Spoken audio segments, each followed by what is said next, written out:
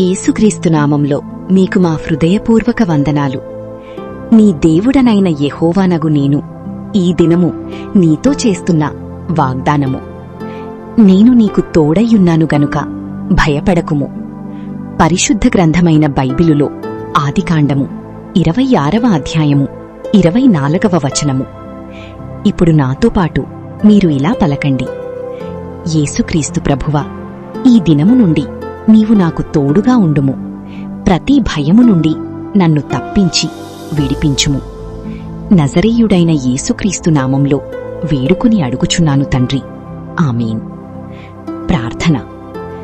పరలోకమందున్న మా తండ్రి, నీ నామము పరిశుద్ధపరచబడుగాక. నీ రాజ్యము వచ్చుగాక.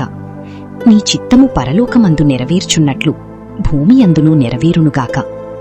మా అనుదిన ఆహారమును నేడు మాకు దయచెయ్యుము.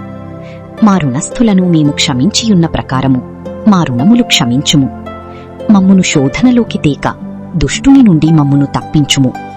ఎందుకనగా రాజ్యము, బలము, శక్తి, మహిమ నిరంతరము నీవయ్యున్నావు తండ్రి, ఆమేన్. ఆశీర్వాదము. తండ్రి యొక్క ప్రేమ, కుమారుని యొక్క కృప, పరిశుద్ధాత్మ దేవుని యొక్క నిత్య సహవాసము వింటున్న మీకందరికీ ఇప్పుడును ఎల్లప్పుడును సదాకాలము తోడైయుండునుగాక, ఆమేన్. మీ ప్రార్థనా విన్నపాలను 7090734581కి సెల్ నంబర్నుకు వాట్సాప్ చెయ్యండి.